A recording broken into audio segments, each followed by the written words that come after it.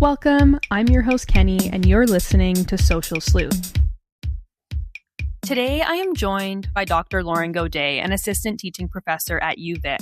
She's an expert in the rhetoric of health and medicine and the rhetoric of science and technology, which we will come to learn encapsulates just about everything. Loren is an amazing professor, and I think she deserves some credit for both engaging critically and empowering her students to tackle the slipperiness that is rhetoric. So let's get into it. Drum roll, please. Can anybody guess? Welcome, Loren, to my podcast. Hi, thanks for having me. Yeah, thanks for being here. So to sort of break the ice, something I like to do with guests is ask them how they define a meme. Okay, it's so funny that this is your icebreaker because I feel like when I saw this question, I was like, oh my God. Because I think coming from my background, like a meme is so many different things. And so on the most basic level, I was like, yeah, a meme, it's like something that like exists and circulates in like a digital space. Lots of people describe it in terms of like visual rhetoric, but I don't think that quite gets to it. So then I started thinking about like, what is a meme? A meme is like incredibly audience contingent, right? And I was thinking about it in terms of like constituent rhetoric, like in terms of like when you see a meme, either you know or you don't know, right? It's a way of kind of like inviting you into a conversation by like filling in that blanks. Like if I saw that like Pepe the Frog and had no context for like what that was, I'd just be like, what the heck? So these kind of there's like the visual representation, but then the like substitution of text over top. And so on the other hand, like a meme is never done too. So like thinking about it through the lens of like science and technology studies, it's like an unformed object. Like it's never static. It's always kind of like cycling through. It's like an assemblage. So like all this theoretical stuff comes to mind for thinking about this, what this is. And so a meme is like, it's almost defined in terms of like, yeah, its audience and like the work that it does. It's so interesting. It's like such a rich question. And I mean, full disclosure, I like left social media because I was like, this is too much. This is too much for me. And so I also feel like I'm looking at it with a bit of distance, being like, these are so weird. Yeah. How do you define a meme? I feel like my definition of a meme has definitely changed the more people that I ask. Yeah. I kind of got into the history, and I believe it's Dawkins that coined the term originally in the 70s, I want to say. Yeah. And it was sort of this virality piece, and sort of like moving like a virus would from person to person. But you bring up a really great point, and also one of my first episodes with Aidan Walker, this idea that it's not fixed. Yeah. And it really depends on the audience. Yeah. So I don't have a definition. I think that was great. Oh, I think a new layer of this definition being added as well as I go through the episode. Yeah. So thank you. You're welcome. Got a lot of good thought. But I want to know about you and sort of what do you do and how did you get here? Okay. And here being UVic. Here being UVic. Okay. In your office. In my office. Okay. So I am currently an assistant teaching professor in the Academic and Technical Writing Program, the ATWP. I am coming up on my 5th year, which seems totally wild. So I got hired in 2021. I was the first hire to like the Academic and Technical Writing Program. It had just been created. So I was like the first faculty. And so it's been 5 years. How did I get here? I started my undergraduate degree in 2003 at UVic. And I think my story through undergraduate education is actually really important because I think it provides a model to students that there's not like a right way to do this and it can look a very different way. So I started in 2003 with a sense of like, I'm coming in and I'm doing English literature. And I graduated in 2011 with an honors in what at the time was women's studies, but has since been renamed as gender studies. And I dropped out partway through. I did like student government. I worked. I took like low course loads. But part of being here was kind of figuring out like what I didn't want to do. And one of the reasons I turned to gender studies is like I felt like for the first time I was being informed about, asked to think about, engaging with readings that were like relevant to my lived experience and my way of being in the world. And this was like so exciting for me. And in my, when I came back after dropping out, because I was like, academia is a sham. And then I went and worked retail for a couple of years and I was like, actually, it's pretty nice. So I came back and I took a couple of courses. I took a course that was the gender and substance use. And in the same semester, I took a course called The Politics of Health with Brad Bryan, who's in the law school now. And they were both like brought to my attention, like the kind of, as we've talked about in 305, ATWP 305, the kind of like ideology of health, how we just kind of assume that health is like a universal public good. It's seen as something that is just kind of like taken for granted, and how health as like kind of this like God term masks all kinds of other things, politics, morality, capitalism, like under the guise of health, all these other things come in that we are like less critical of. And so that was like a turning point for me. And I got so excited. And I did my master's thesis, I did my honors thesis on kind of the figure of the yummy mummy, and this conflation of like physical fitness and fitness for motherhood, and kind of looking at like, okay, when we talk about being fit for motherhood in this like cisgendered heteronormative kind of way, what do we mean? And like how this is so bound up with like consumption practices and physical fitness and capitalism, and kind of like unpacking that representation in media at the time. And then so I was like, knew that I was really interested in this relationship between like language and meaning making and health, and kind of how these things work together. But I couldn't quite figure out where people were doing that work. There were like individual scholars, but I was really struggling to find like a disciplinary home. And so one thing that I did, and I try to like impart this on my undergraduate students, is like, instead of looking for like a disciplinary home, a good way to do this is to look for people who are doing the work that you like and find out where they're at and like what kind of positions they hold. Because so much of the work that we do is interdisciplinary. And so I discovered this area of study, science and technology studies.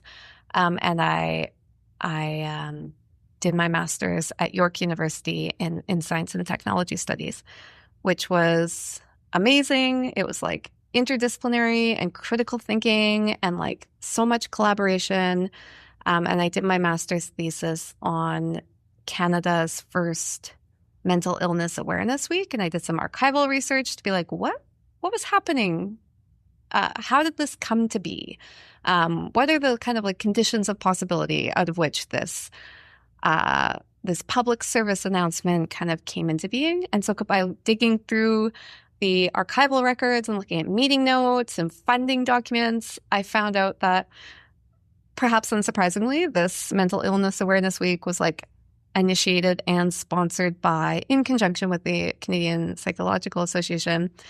It was also sponsored by Eli Lilly, like the pharmaceutical company, and it corresponded to like the creation and marketing of Prozac. So this real moment of like, we need to get people to think of themselves as at risk for a biological disease that is anxiety and or depression. So interesting. But again, in that interdisciplinary space of kind of doing archival research, I was really interested in the language, the appeals, what kinds of knowledge people are being invited to take on and then act based on. And then I discovered rhetoric. I was like, oh man, this is a field of study. And I same thing, like looked into Judy Segal, who was at UBC. And I reached out and they were starting a science and technology studies program in conjunction with the English department where the rhetoric program was housed. And I applied to do my PhD, and I was successful. And then there I worked with Judy and did my comps in science and technology studies and rhetoric of health and medicine. And then my dissertation was on the rhetoric of health awareness. And I also, at that time, I was teaching in the first year programs at UBC. I got a job as a lecturer, which is kind of like this weird position of like a full-time teacher with a little bit of service work, but not really any research work. But I was really lucky to get that job. And then that kind of set me up for my position now. So I graduated from UBC in 2020. And then I worked at UBC for another year, and then I got this job. And then it was really weird coming to UVic because this was like my first kind of like tenure track, grown up job. But I was coming into a space where I had been an undergraduate, but like, 10 years earlier. And it was like a bit disorienting. I had some institutional knowledge, but like not that much, and especially not from the context of being here. And also I would see like some faculty who I like took quizzes with as a as like a second year student. I'm like, hello, yes, I'm your new colleague, which is also weird. So a little bit of imposter syndrome, which I think never really goes away. And so here I am, and it's been really wonderful.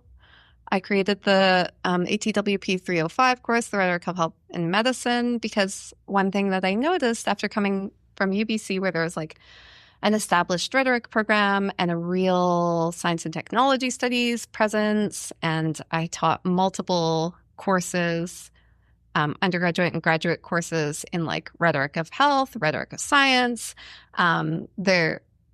There wasn't such a presence here. So one of the things I've been trying to work on since coming here is kind of creating some courses. I'm teaching Media 325, Spring 2027, which will be health and the internet. And I'm working on developing HUMA 205, which is an introduction to health humanities. So just trying to like build a bit of a presence here and taking advantage of what other people are doing. Like other people at UVic in the humanities and across campus are doing this kind of like critical health studies, health humanities research, but there isn't like a central hub. So hopefully, fingers crossed. Fingers crossed.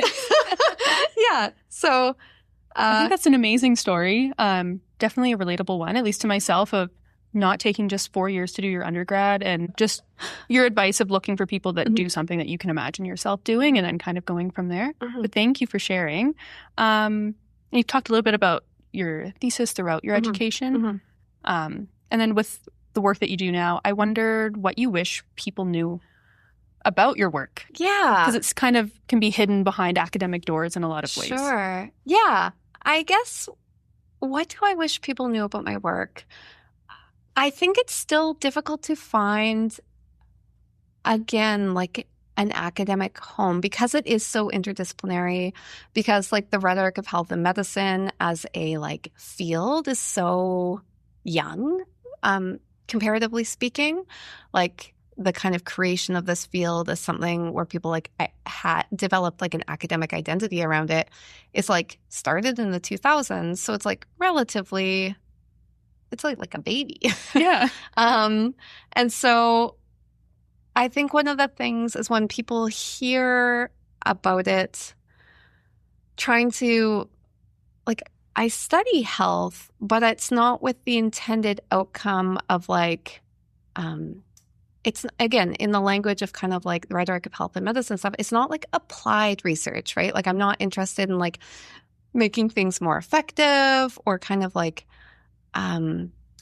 working on like front lines of like providing healthcare. That's not accurate to what I'm doing, but rather taking that kind of step back and asking this like prior questions, thinking about the way that, the way that we understand ourselves as like healthy or not, or ill or not, or like living under a diagnostic category, how these are like historically constituted, how these like emerge and change over time, and like how there's agency involved too. So yeah, I guess I would like that people didn't just kind of reduce it to like, oh, you study health. And I guess the other thing with that is like finding a home for that. So I guess, I mean, one of the realities of being in a tenure track job is there's like the publisher parish and also, but part of that is like grant funding. So still trying to find a space for that. And so, for example, when I was a grad student, when I was applying for my SHIRK scholarships, at that time, there was no funding available for anything health related that had to do with like the social sciences, humanities research. So if you had like a project that would be considered health related, you had to apply through like the Canadian Institute of Health Research, but that's not what I do. And so I got SHIRK, and then they were like, actually, they like took it away because there was no way of making sense of it. They're like, this doesn't fall under the parameters of social science and humanities research. And since then, I applied again and I got like the doctoral SHIRK. So I got there, but at the time, like coming up, it was like they couldn't make sense of where this fits. And so kind of just struggling when you're doing work that's like interdisciplinary and kind of like emergent, like trying to find ways to help granting bodies or other people who are like firmly entrenched in disciplines to like understand and make sense of your work. So I guess that is like a like larger, like what I wish grant agencies understood. And what else do I wish people knew about the work I did? I think that maybe too, like in the Canadian context, the word rhetoric is so freaky to people. Like in the United States, rhetoric and composition is like an established field. Everybody has to take it. First year comp is like a thing. People have rhetoric training. They usually teach rhetoric in high school. But as you know, when you come into university, people see the word rhetoric and they're like, at UVic and in Canadian universities more generally, people are like, what the heck is rhetoric? Like, I don't know what this means. So there are a lot of the kind of initial work is being like, here's what I mean by rhetoric. And it's also so slippery and kind of like overarching that it's like, yeah, it can be difficult to kind of even just situate that because rhetoric has been around for so long and has changed meaning so much. Like rhetoric itself is rhetorical. So trying to pin it down, just like the meme, I feel like everything I do is so slippery. Yes. There's nothing wrong with that. Yeah. That's kind of how life is. Yeah. Exactly. Kind of wanted to jump into a bit more about you and your ways of knowing. Maybe that's the right way to frame it. But given your student-centered approach to teaching and research with the focus on fostering belonging within the classroom, which my little side note is that you do practice what you preach. Thank you. Especially reflecting after graduating, reflecting on the classes that I took. Definitely stood out in that regard. But moving on, do you have any tips for people outside of the classroom to engage in productive and respectful conversations and like namely in the online space? My gosh, yes. Yeah. So first of all, thank you so much for saying that. That means a lot to me in terms of my pedagogical commitments. Like that is definitely one of them is like, making, I think one of the things that I can do really well for students in the classroom, even in this conversation and kind of what we've been talking about, is like trying to make explicit those things that are implicit. And like, there's so much hidden curriculum at university. Applying to grad school, there's so much hidden curriculum. Why would you ever know that? Nobody stops to teach you. There's not like a course on that. So really trying to help people see and understand those kind of unspoken tacit things that people just expect you to know. So I love that. And I'm very glad to hear that that comes through. In terms of productive and respectful conversations, namely online, this is so tricky. And I do think that like the embodiment that comes along with discourse on the internet and online and in social media, there is a real like tragedy there. Like, I do think there's something, we talk about like in discussions of rhetoric, like it's not simply about the words that are being spoken, right? We are like embodied humans with like physicality. There are nonverbal ways of engaging with people. There's like a connection. There's a sense of like identification. There is a sense of like responsibility and the sense that you are talking to a human being. And I think when you are even, not everybody is anonymous, but when you are not able to physically see or hear the reactions of your words on other people, like it seems to like it's so one-sided, right? And it's also hard when you don't have that opportunity to like engage with and ask and follow up in real time.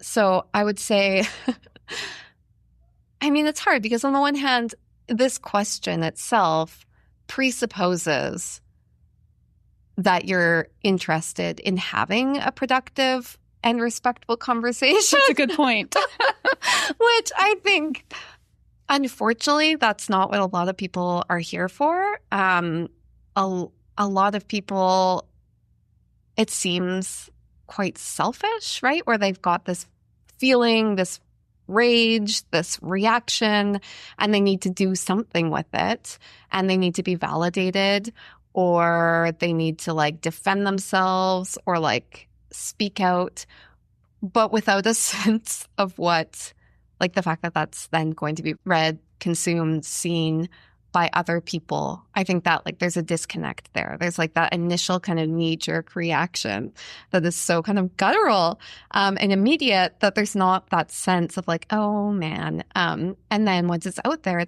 and you can delete it, but someone is going to like screenshot it or see it. And I feel like, have you ever had that advice where if you get like an email or a text and you're like outraged, you should like write the reaction text and then like send it to a friend instead of like replying, and then you get that initial kind of gut reaction out there, and then you revisit it and you're like, oh yeah, okay, this isn't actually as like dire as it seems. So I think like there's tons of research that shows that those like extreme polarizing responses, they are not there to engage in discussion, right? They only generate either like more of the same or the like antithesis. And that is like meant to like further polarize those discussions, and like algorithms just kind of like pushing you further and further and further. It's terrifying.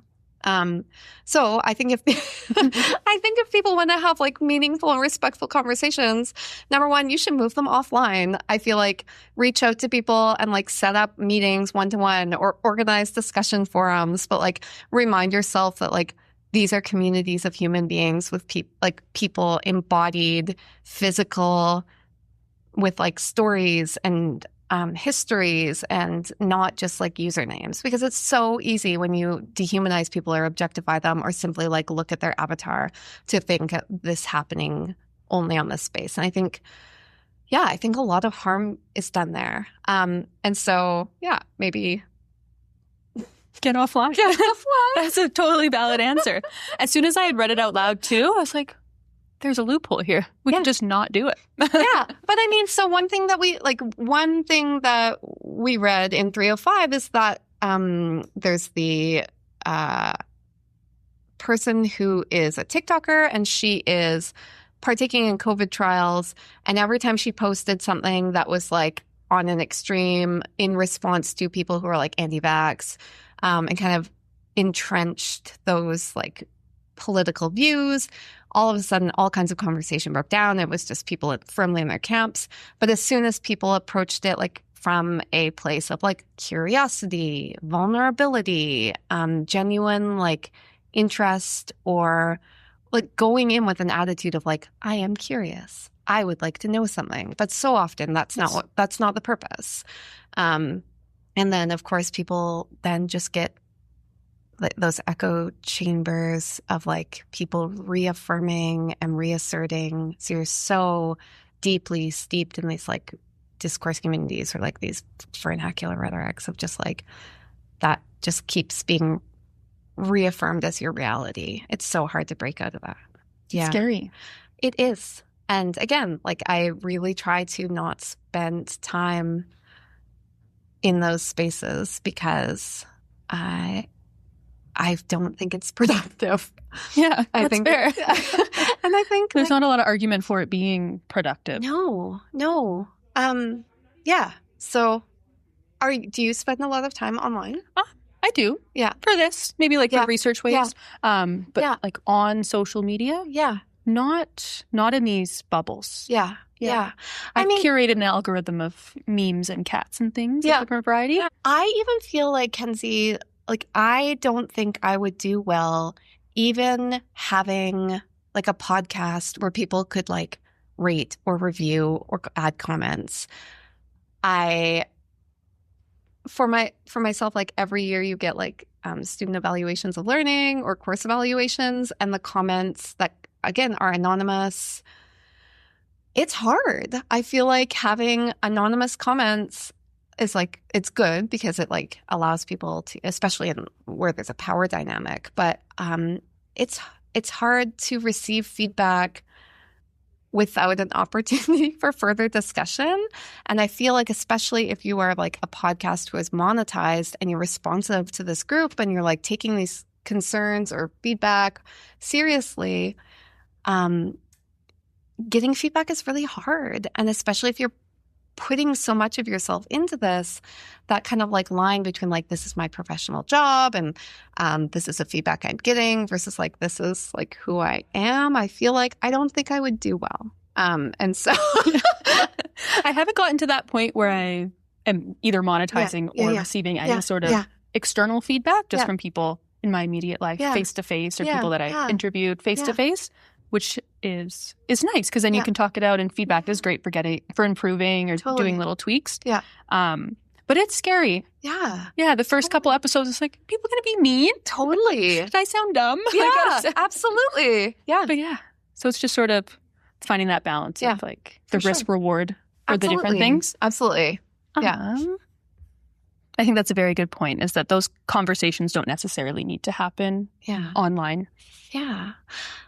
And it's hard because on the other hand, again, there is a lot of research and evidence that those conversations and creating online communities have been so important for organizing and like bringing together disparate groups, especially in the context of like contested illnesses, and like other kind of advocacy work where you have people who otherwise might not be able to physically meet. So there is good to it, I think. But I wonder what it's going to look like in like 10 years after people kind of it's already happening. Like people are like, there's stories about activists going to be like, we need to touch people. We need to see people, especially post-COVID where there's like all that physical isolation. Like it seems like there is kind of like a backward swing towards like a physical, smaller, local push. But love that. But I did want to circle back to what you said about embodiment. Yeah. Totally something that slipped my mind, but it's so important. I even think of like reading text messages. Yeah. And if you maybe didn't know that person very well and they text you, like I think of how my parents would text. And if you didn't know them, you think they were like really short or awful or this or that. Yeah. I was like, that's just how they text. Yeah. And I know them, so I can make that judgment call. But if it's a stranger. Yeah, absolutely. Yeah. And I think that's, this is why rhetoric is so important. And this is why having courses on rhetoric is important, because thinking about that, like it's never just the text, right? It's always contextual. There's an audience, there's a purpose. And like taking a second to think about that is super crucial. But yeah, I know even in my own life, like where I'll text my partner and I've gotten good at it where I've been like, oh gosh, that was text tone. Like, like, okay, period. And you're like, oh no, I'm not really mad at you. I'm just absent-minded. Or like, are you mad at me? You used punctuation in this text. And it's like, it does a lot of work, right? And if you're not thinking about that, and like you said, if you're not approaching it too from a spirit of like, I keep using this word like curiosity, but if you're not able to kind of like approach it with like this giving somebody the benefit of the doubt, or having a sense of like trust or like investment of like wanting to have a productive or respectful or positive encounter, then like those kind of, I think those intentions are important. I'm like a new age pop. It's not, you know what I mean? I do know what you mean. I think of back in retail, Yeah. and that was like the main thing, is positive intent. Yeah. Like you're going in and the customer's not wrong. They're not right, but we're just going to go in neutral. Yeah. And so if there's anything I'll take from retail, it's that positive intent going into things. Yeah. But I did want to jump a bit more into like general health rhetoric. And you can tell me if we've already touched on these things, but very simply put, rhetoric is the strategic use of language to persuade. Sure. Okay. And I think a lot of people, I did before I took your class, sort of think about this in regards to health as PSAs or ad campaigns. Yeah. About illness preparedness or pharmaceutical solutions. Yeah. But it's not just limited to that, as we've learned. Yeah. Would you mind unpacking what rhetoric of health and medicine encompasses? Sure. I mean, this is the most annoying answer of all time, is that it's like, it's everything. Everything, if you like put on those lens of like, I am looking at things rhetorically, then every single thing is rhetoric insofar as like, so that definition that we've got here, the strategic use of language to persuade, that is like one understanding of rhetoric. But basically, if you take it even further step back, it's like the kind of meeting of minds. It's like, I mean, if you look at Burke, it's like human agents inducing action in other human agents. But we've had like a proliferation of like a move away from like human-centered rhetoric to like non-human. So we're getting into like, anything that affects meaning making, basically. So for rhetoric of health and medicine, it's basically drawing attention to the ways that health is like a distinctly human experience that is shaped, made real, like constructed through all of the things that are like around us. So it's not like a given, right? Like it's not something that there's an inherent there. And there are, of course, like embodied experiences. Like there's something real about like your ability to recover from being ill. That is, some people would define like that is the definition of health, is like being able to like get sick and come back and be healthy again. But I think it's not as simple as that. And when we talk about health, the language we use, the like metrics we use to measure that, these are things that humans have created, humans have produced, humans have decided, they've made thresholds, they have decided what to call things, they've created diagnostic categories, these shift and change over time. So to really make clear that like health is a human endeavor, and as humans, we use language. We are like affected by our historical situations. We are like deeply entrenched in like capital. All of this affects what it is. So that kind of dispelling this idea of it being like, purely objective or a like thing that just kind of exists. Like, no, it's always shaped. It's always shifting. And so rhetoric of health and medicine is this kind of like slow, granular thinking and unpacking about how and where this is taking place. So usually like rhetorical analysis is one way you kind of get at this, is kind of like close reading, thinking about meaning, thinking about language, thinking about metaphors, thinking about like representations of like data, thinking about like who's in the room when people are making decisions and like how these things come to affect and shape the very way we like move through the world.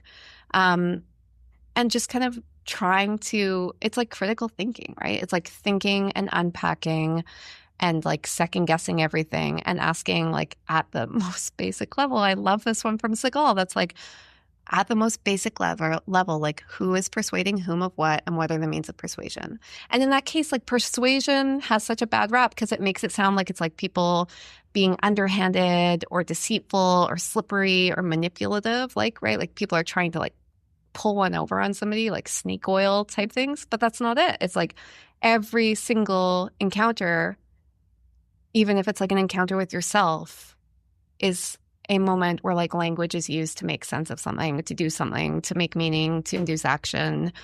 There's some purpose always. And again, these don't have to be like nefarious. It's just thinking about that as like always already bound in this kind of like discursive realm, right? So like very Foucauldian, right? Like we're always already in discourse. You can't get out of it. But yeah, kind of thinking critically. And I guess the idea too is like the thing I like about rhetoric is that there is a sense of like a sense of the ought, like what ought we be doing? There's a sense of like amelioration, the sense of like we are trying to make things better in some way, whether that be to have like more agency or have people be like clear communication, to have like more just access, to have people like not have their like fears and anxieties manipulated and, taken advantage of. So, yeah. And I will say, like, I am flabbergasted about our current moment because I feel like I was looking at my readings I'm teaching 305 this spring, and I've got the readings that I've done on like vaccine hesitancy and kind of thinking about this default position that I have had where like anti-vax or like vaccine hesitant is kind of like a minority or like something to be fixed, but there's like this public health body that is like trying to convince people to get vaccinated. And with the recent changes in the United States under RFK, where they've just like reduced the number of vaccines, where it's like, what? I feel like someone has pulled the rug out from under me, and these norms, this kind of baseline reality of like, well, we all know that vaccines are good, has been like deeply shaken. And I am firmly still a very strong believer that vaccines are good. But this kind of dynamic of like a public health body trying to like induce action from a like non-compliant group of anti-vaxxers is no longer a like accurate narrative, which is really, really troubling. So I think that like more than ever, this, with like misinformation and like fragmentation and this, like we were talking about, this siloing of people's kind of concerns and the way that they are dealing with and making sense of and having these opinions, this further entrenchment, like more than ever, it's important to have these skills to think critically and like consider your messaging, think about, how people are presenting themselves.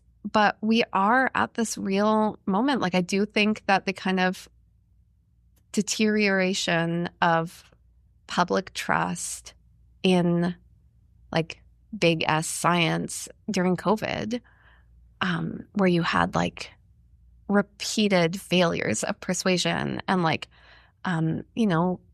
people making claims that weren't necessarily transparent and true, this like undermining of trust. And that has just like been a breeding ground for a really scary conflation of like far right like libertarian. And then, I mean, I guess it makes sense. Like those ideals all go together, but how that is becoming like less shady and more mainstream and now official. Like the fact that Canada had its measles status revoked, right? Like wild. Anyways. It's like things you would never think Right? think of. Yes. Yeah. Yes.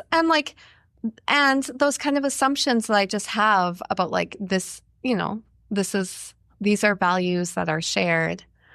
It's very destabilizing to kind of see that those are not shared values. And they're no longer fringe, right? Like, I think that's the other thing. Like, for example, when I was writing my dissertation, I was really interested in this case in Alberta about the very tragic death of this young child, baby Ezekiel. And there was this court case where the parents, because they were involved in like anti-vaccine circles, they were part of some weird like multi-level marketing like natural supplement group. But when their baby had viral meningitis, they took him to a chiropractor and a naturopath, and the baby ended up dying because they did not receive proper, sanctioned, agreed upon medical treatment. So they were charged with neglect. This became a criminal case. This is in Alberta. I think this was in like 2011. Oh, wow. I was expecting a longer ago. Right. Yeah. But I mean, so that at the time, people were just like, of course, this is like, there is an expectation of like parental responsibility.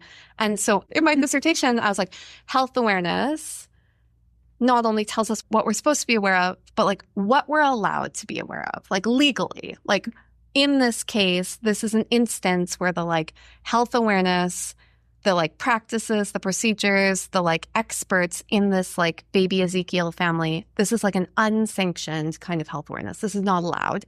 And there's like legal ramifications for not kind of following the assumptions of like, this is what you do if you suspect your baby has viral meningitis. You go to a like sanctioned hospital medical provider. But I feel like, you know, 15 years later, that has radically changed where I can't imagine that same outcome. There's just more flexibility in terms of like expectations, relationships to science, ways of knowing, and appropriate ways of caring, and more doubt around like what is like the right thing to do for like treatment.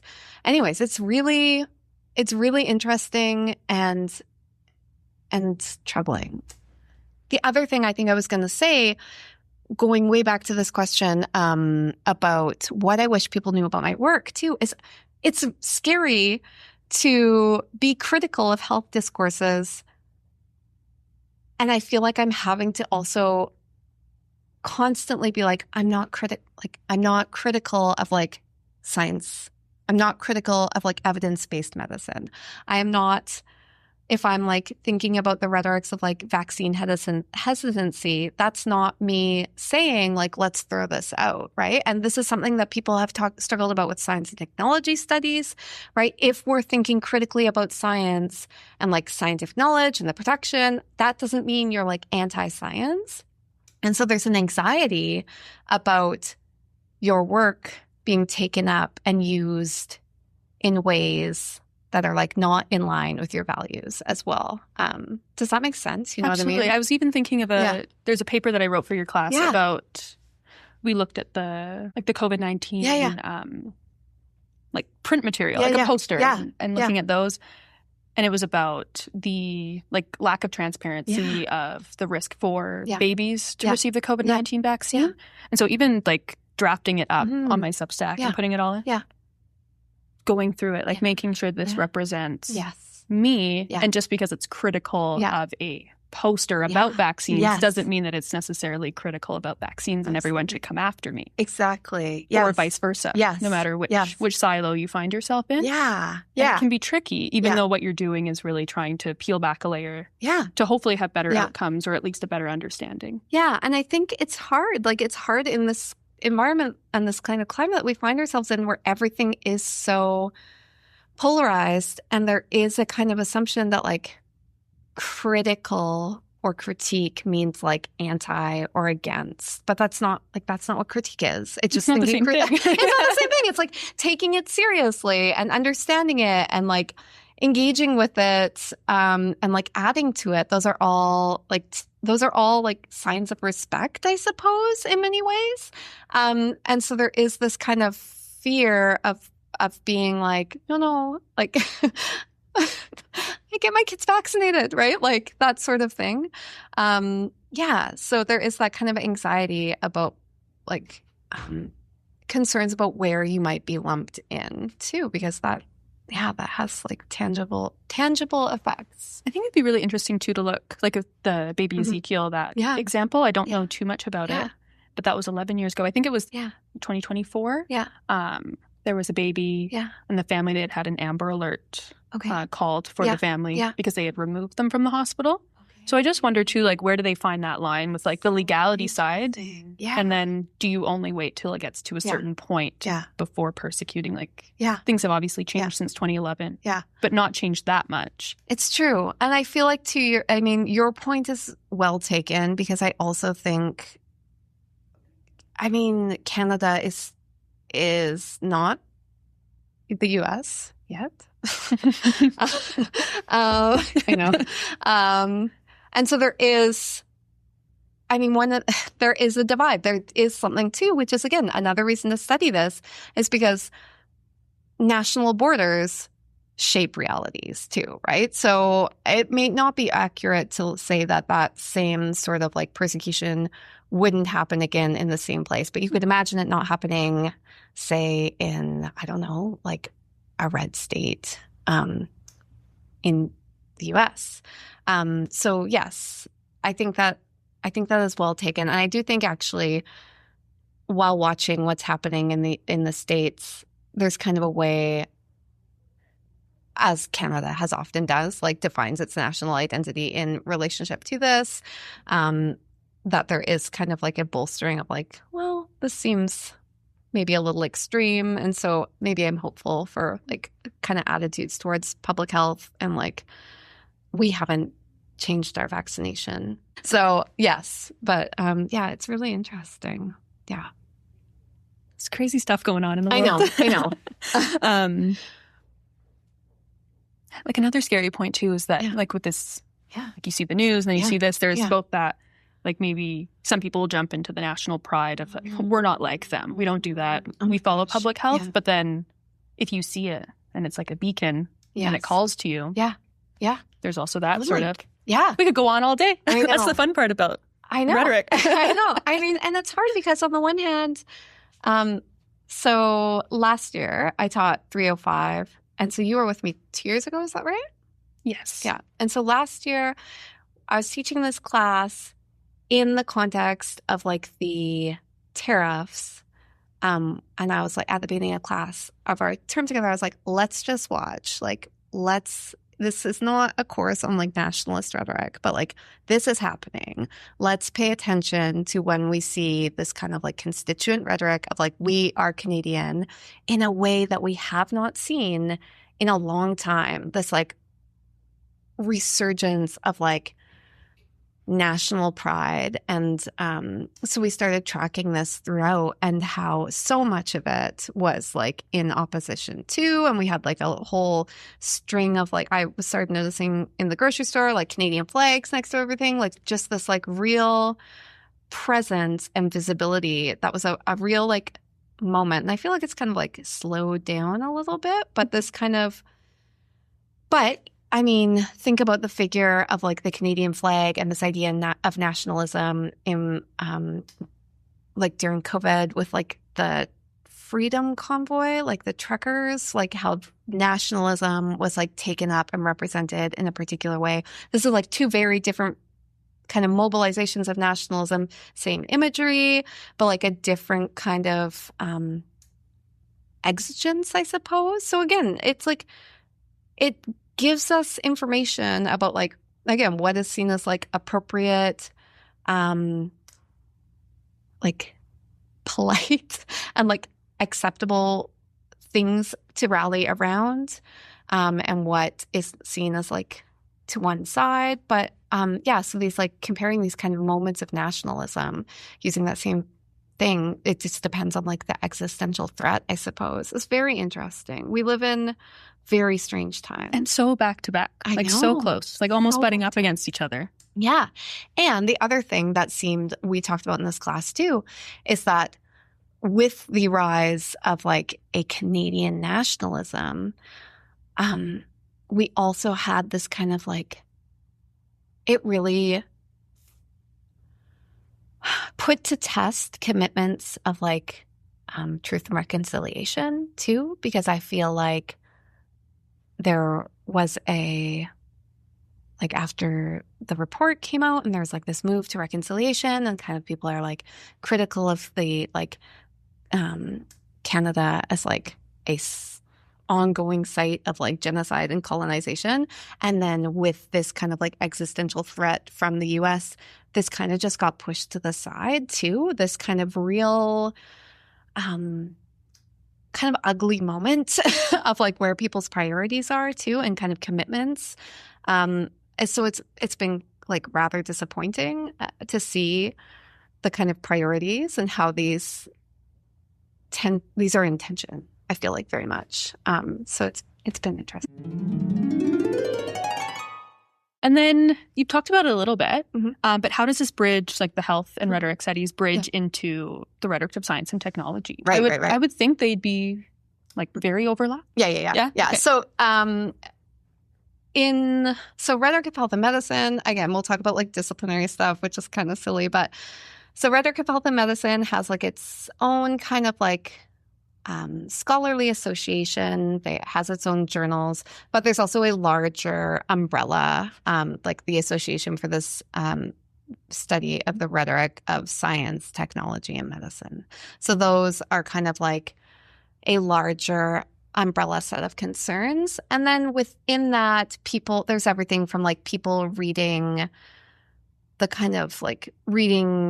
scientific papers rhetorically to understand like the passive voice and the active voice and to see how like persona is constructed in here. But there's also people like Leah Ceccarelli who are like, hey, rhetoricians can like help scientists like convey the urgency of their research. Like, for example, in the climate crisis, this kind of assumption that like scientists should just be in the lab doing the work, but like, do scientists have a responsibility to convey the results of their research to a public-facing body? Increasingly more, right? Like knowledge mobilization is like a big part of any kind of funded project now, but that's a relatively new thing. So if you are applying for a grant at least in Canada, at the federal level, part of your grant has to be like, what is your knowledge mobilization plan? How are you going to then like translate this for a public audience? How are you going to, which is nice. But there is this kind of larger question about responsibility, about communicating, and I think it's increasingly being taken up, and you can see this in programs at like UBC where there's like, oh, we need to require a like communication and language, requirement to fulfill that. So there is this sense that like, yeah, scientists need to be able to convey their work more accessibly, and so rhetoric of science is cool because it also draws attention to, you have students who come in and they'll say things like, well, I don't need to learn how to write because I'm going to be in the sciences. And it's like, actually, you do and you will. And also so much of science is about persuasion, right? Like it's about writing your papers in the right way. It's about making connections. It's about timing, right? Like the timing and the fitness to situation. Like it challenges this kind of narrative of like science as a series of like progress for progress sake, like a steady kind of like building on things, and makes clearer the like politics, the funding, the like communication abilities, the messiness, the like disputes. And I mean, like, I don't know, in the 50s, like Thomas Kuhn was like, hey, like science is persuasion. All of these scientific revolutions, these are instances of like persuasive people changing the minds of the scientific communities in which they're in, where it's like, yeah, that's cool. But I think it challenges, again, just like with health and medicine, it challenges kind of a assumption that like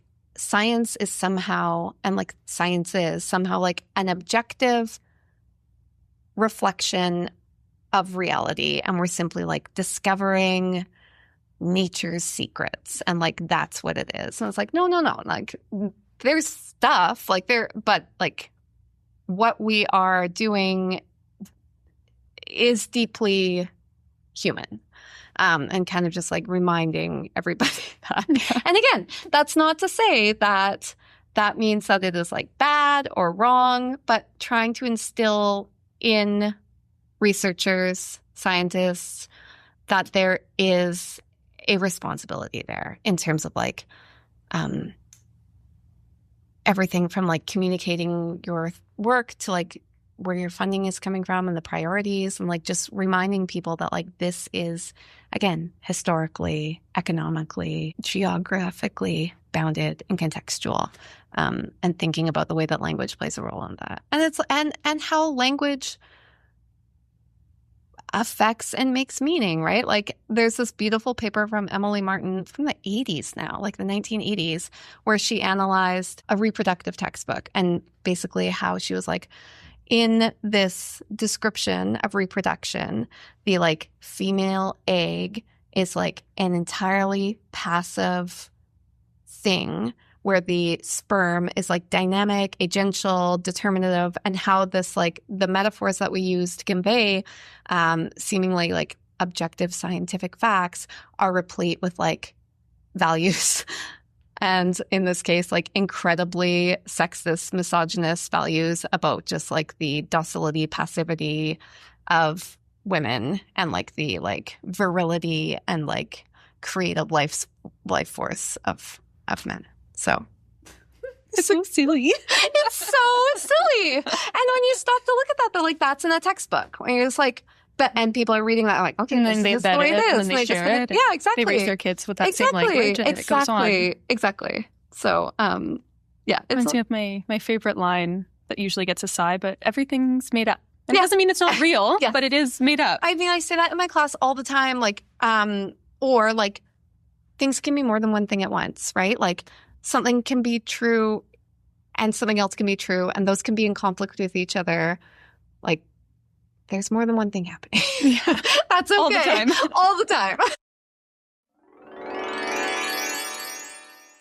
Surely language persuades. But how does the media environment impact our understanding and beliefs? Sort of the designs of apps, algorithms, or even just the volume of sources and claims. Yeah. So I guess this is kind of drawing attention to language is not simply the words that it is, right? Like the form that something takes, the medium that it takes, the modality that it takes. Those are all deeply part of like its transmission, consumption, interpretation, what people do with it, how credible it is. And I think that like, I mean, the volume of sources and claims, the sheer volume of stuff that people have access to is like really overwhelming. And I mean, you've heard this term, like the enshittification of the internet, right? Like that is really, really, really, it's happening. Really true. I see it. It happened, right? And so I think that we need to, I mean, I sound like a Luddite, but like, I really am. I'm like, you know what's cool? A reference book. You know what's nice is like a print copy of something or like a collection where there's like a human involved. And I think too, like not to be an AI alarmist, but like it is increasingly self-perpetuating, right? Like, so if more and more content is being generated through like LLMs and if the way that those work is by like scraping what's already on the internet and then regurgitating that, how is that not terrifying and problematic? That it's just like self-referential and continuing to perpetuate that. So I do think that like where you're seeing things, how you're engaging with them, but also, again, rhetoric, so important here. So if people are able to think critically and think about like, who is the source that this is coming from, and like second guess that. And I mean, it's like at the most basic level, like basic digital literacy, that like, you know, a blog post from your like neighbor who like runs a grow up is like gonna maybe be useful for like some gardening tips, but like may not be a reputable source on topics such as like X, Y, and Z, right? And so thinking critically, and just because something shows up, I'm thinking of like boomers, because something shows up on your Facebook feed, like doesn't mean that that is like accurate or true. But if you are seeing that over and over and over and over again, and that's what you're being exposed to, and that's where your like interactions are coming from, and if that's what people are sending you, like there's nobody in those spaces to like check you, right? And if you equate that media to a newspaper, sure, there's going to be some wiggle room between newspapers, but you're going in with trust. Yeah. Because you've never had to question it. Exactly. Or on the other hand, if you've had your trust undermined in newspapers because somebody keeps telling you that they're fake news, and that nobody can trust the like evil left-wing press, and you're like, well, this is, you know, if you have become so disillusioned that like nothing has any meaning, then like, what's to stop you from like trusting the, like it's all ethos, right? Where it's like, well, this figure like has never led me astray, or this person has a platform on Fox, or this person, look at how many followers you see the likes underneath. Exactly. Like, oh, well, all these people liked it. It must be true. Yeah. And this is going to sound ridiculous, but like there are so many people alive right now. It's incomprehensible. Yeah. I mean, and there's so much happening and so much content being produced. It's very overwhelming. And I'm like, I feel concerned in some ways, and I feel hopeful because I feel like, again, this is going to like make me sound old, but I am like hopeful because I feel like there are like generations of like young people who have seen the like poison of an iPad, of like someone with an iPad who's like relying and like can't go through like a family dinner without pulling out their iPad, or like, you know, and people are like rejecting that in a different way. And they're like, you know, kind of being like, oh, this doesn't seem good. And like, and for example, the number of students I have, so I teach in addition to 305, one of the things I teach is like ATWP 135, which is the first year writing requirement. And, you know, so it's like, I get to work with students who are coming into university for their first year, and they've got such amazing perspectives. And the number of students in my classes, they get to choose their own research papers, their topics. The number of students who come in writing about like the harms, like the social harms, the physical harms, the environmental harms, the mental health harms of like social media and screens is staggering, right? Like, so there is something, there's a change happening, and I'm hopeful for that. And again, like I have opted out of a lot of it because I don't blame you. I really don't. When I had my first kid, so he's 8 now, when I had my first kid and I was doing my dissertation, and it was like really, I was like postpartum, so I was like anxious, but I was also like, I don't have time for this. This sheer number, like I've got like 2 hours and I have to write this, like this part of this chapter or whatever.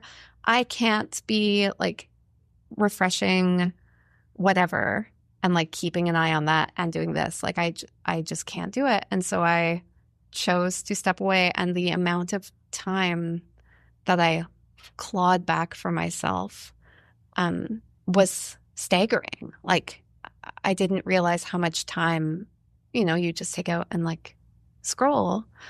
And now those 5 minutes. Yeah. Add up. 5 minutes, or like it's hours. It's designed to be addictive. So then you just like, it never ends. Yeah. So and it's like, it's so toxic. And I mean, going back to this thing that you were asking about, like how people can engage respectfully, people don't want to. That's not the point. That's not what gets retweeted. That's not what gets likes. And there is increasingly there's so much commodification of that, right? So if it's about producing content to produce more content. So there's nothing like ethical behind it. Yeah. So I guess I'm feeling hopeful, and I guess I'm deeply skeptical of the proliferation of just sheer content. I don't know. And then on the other hand, as I'm saying that, it is such a radically different moment to have like other people in control of the content that gets circulated. And it has been so revolutionary for so many different groups as well, right? So like having different voices, having stories break, having people bring things up. But with that comes like this kind of undermining of trust kind of like across the board. Yeah. And that's not even like unpacking the way that the internet started, right? And all of the surveillance and all that stuff too. Yeah. I think it's really interesting. We talked a bit, what was it about? Again, about the vaccination and health preparedness and this awareness and what's allowed and what isn't allowed. Yeah. I also wonder to what effect digital marketing, even not even social media, but digital marketing from the government of Canada, from these health organizations, creates this like panopticon effect for people. Yeah. That it's not even to the point of persuading them through language, but by just this is the way it is. Yeah. It's implicit. Yes, absolutely. Yeah, it's just so ingrained and just like, and I think that has kind of always been the case where there are these like official channels that's just like, for lack of better words, like propaganda, where it's just kind of like, this is the norm and this is the expectation, this is what you're doing. But I guess too, when there is this kind of like one source, like a government source for this kind of information, and then other sources are in relation to that as being like identified, or societies or groups or activist sites, they're like, there's kind of like, there's a quality there that there's like a sense of like it being other, like there's like a dominant narrative and then there's other, but I feel like that there's so much noise that it's hard to distinguish. Yes, this kind of implicit, I mean, and why wouldn't you, right? Like if everybody else is doing that. It is effective. Yeah, exactly. Absolutely. Yeah. But I want to give you the final send-off, your soapbox, if you will. Okay. It can be about what we talked about. Yeah. Or literally whatever you would like to talk about. Okay. Just last words to you. Okay. Well, I'm going to take this opportunity to say that I just think this is so cool that you're doing this. And I am like so like proud and pleased that you are like, like knowledge mobilization. This is so cool that you are like doing this. And for all the stuff I said about like being freaked out about people like making content, the other side of like you're adding to like the good. Thank you. And I'm like so pleased and just like excited and like glad to know you and glad to know that you're thinking and working in this way. So I think you're doing great and I'm really pleased. Thank you. I appreciate that. I appreciate you. Thanks for having me. Thank you, Loren. That was such a great conversation. There are many takeaways from this discussion. Making the implicit explicit, critical does not equal anti, and as many of these episodes allude to, go touch some grass. You can find my writing in this podcast, Social Sleuth, at Kenny C402 on Substack or on your favorite podcast player. Thanks for listening. Keep sleuthing.